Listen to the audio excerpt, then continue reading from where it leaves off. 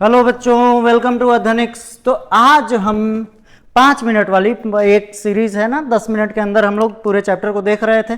पहला चैप्टर हमने देख लिया था, अब हम दूसरे चैप्टर में आते हैं जिसका नाम है मेटल एंड नॉन मेटल। 5 से 10 मिनट के अंदर हम इसको पूरी तरह से रिवाइज करने की कोशिश करेंगे। आइए फटाफट से शुरू करते हैं। सबसे पहली बात करते हैं मेटल और नॉन मेटल की। सबसे पहली चीज समझिए, मेटल किसको कहते हैं और नॉन मेटल किसको कहते हैं। तो पहली बात, मेटल क्या है? एलिमेंट जो कि इलेक्ट्रॉन को लूज करते हैं। और इसके अलावा क्या क्या प्रॉपर्टी होती है? तो लस्टरस होते हैं, मेलिएबल होते हैं, डक्टाइल होते हैं और गुड कंडक्टर ऑफ इलेक्ट्रिसिटी होते हैं। क्या होते हैं? Good conductor of electricity. अच्छा, नॉन मेटल क्या है बाबू? नॉन मेटल तो यहां पे लिखा नहीं हुआ, लेकिन आप ऐसे समझ लो, नॉन मेटल क्या है? नॉन मेटल क्या करता है? इलेक्ट्रॉन का गेन करता है। क्या करता है? इलेक्ट्रॉन का गेन करता है, गेन्स इलेक्ट्रॉन। अच्छा, मेटल वाली कोई ऐसी प्रॉपर्टी उसके पास नहीं होती। आगे देखिए, बात करते हैं हम केमिकल प्रॉपर्टीज ऑफ मेटल्स की, कि मेटल केमिकली क्या क्या करते हैं। समझिएगा भैया, अगर मेटल का रिएक्शन कराए ऑक्सीजन के साथ, किसके साथ? ऑक्सीजन के साथ, तो देखो बाबू, मेटल ऑक्सीजन के साथ रिएक्ट करके मेटल ऑक्साइड बनाता है। अगर मेटल का रिएक्शन कराया आपने वाटर के साथ, किसके साथ? वाटर के साथ, तो क्या होगा? Metal hydroxide plus hydrogen gas बाहर निकलेगी। अगर मेटल का रिएक्शन कराए आप एसिड के साथ, किसके साथ? एसिड के साथ, डिस्प्लेसमेंट रिएक्शन होती है और ये न्यूट्रलाइजेशन रिएक्शन भी कहते हैं। मेटल प्लस एसिड, न्यूट्रलाइजेशन तो नहीं, metal plus acid gives out salt and hydrogen. It can be called as displacement reaction only. ठीक है, अब बात करते हैं कि मेटल कैसे कंपाउंड बनाते हैं भैया। तो बात चल रही है कि आयनिक कंपाउंड बना रहे हैं। कैसे कंपाउंड? या फिर ऐसा समझो आप कि मेटल और नॉन मेटल आपस में कैसा, मेटल और नॉन मेटल अगर साथ में कंबाइन करेगा तो आयनिक कंपाउंड बनाएगा। कैसा बनाएगा? आयनिक। अगर नॉन मेटल साथ में कंबाइन करेगा तो कोवैलेंट कंपाउंड बनाएगा। कैसा बनाएगा? कोवैलेंट। आ जाओ, देखो ध्यान से समझ। अब ये आयनिक कंपाउंड बनाते हैं, तो आयनिक कंपाउंड कैसे बनता है? Formed by the transfer of electron. Formed by what? Transfer of electron. Okay, ionic compound का मेल्टिंग पॉइंट क्या होता है? हाई होता है। अच्छा, ये इलेक्ट्रिसिटी का कंडक्शन करते हैं मोल्टेन स्टेट पे। कौन से स्टेट पे?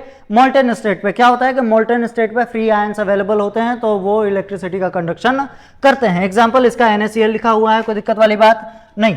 आगे देखते हैं भैया, हमने क्या क्या देखा? मेटल किसको कहते हैं देख लिया, नॉन मेटल किसको कहते हैं देख लिया, केमिकल प्रॉपर्टी ऑफ मेटल देख लिए, उसके बाद आयनिक कंपाउंड देख लिया। उसके बाद हम बात करते हैं रिएक्टिविटी सीरीज की। किसकी बात करते हैं? Reactivity series. Reactivity series displacement reaction में काम आती है बाबू। तो सबसे ज्यादा रिएक्टिव याद रख लेंगे, सबसे ज्यादा पोटेशियम, फिर सोडियम, फिर कैल्शियम, फिर मैग्नीशियम, फिर एल्यूमिनियम, जिंक और आयरन, सबसे लास्ट में कॉपर, Ag और Au, मतलब कॉपर, सिल्वर और गोल्ड। गोल्ड जो है सबसे कम रिएक्टिव है ना। चलिए अब आगे अब चर्चा करते हैं कि मेटल को निकाला कैसे जाता है ना। एक्सट्रैक्शन ऑफ मेटल की अगर अपन बात करें तो देखो बाबू, एक्सट्रैक्शन ऑफ मेटल से में जाने से पहले हम लोग छोटे छोटे बातों को पहले देख लेते हैं। पहली बात करते हैं कोरोजन की। तो मेटल का जब एयर और वाटर के साथ, ह्यूमस का मतलब कि मॉइस्ट एयर के साथ जब रिएक्शन होता है तो कोरोजन हो जाता है, बाहर वाली लेयर डिप्लीट हो जाती है। पिछले चैप्टर में भी पढ़ा था। तो उसके प्रिवेंट करने के लिए पेंटिंग कर लेते हैं, ऑयलिंग कर लेते हैं, गैल्वेनाइजेशन कर लेते हैं और एलॉय का फॉर्मेशन कर लेते हैं। कोई दिक्कत वाली बात नहीं। अब corrosion, rusting of iron, formula Fe3O4 OO3 Fe2O3 sorry.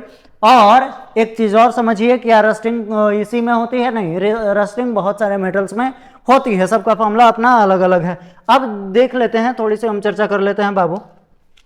Extraction में कुछ कुछ टर्म आता है, एक्सट्रैक्शन ऑफ मेटल के अंदर कुछ कुछ टर्म आता है, देख लो। इसमें पहली जो चीज आपको सामने आती है वो आती है मिनरल। क्या आती है? मिनरल्स। और दूसरी चीज जो आती है सामने उसको कहते हैं ओर्स। क्या कहते हैं? ओर। मिनरल क्या होता है? मिनरल ये होता है जिसके अंदर the naturally occurring species that contain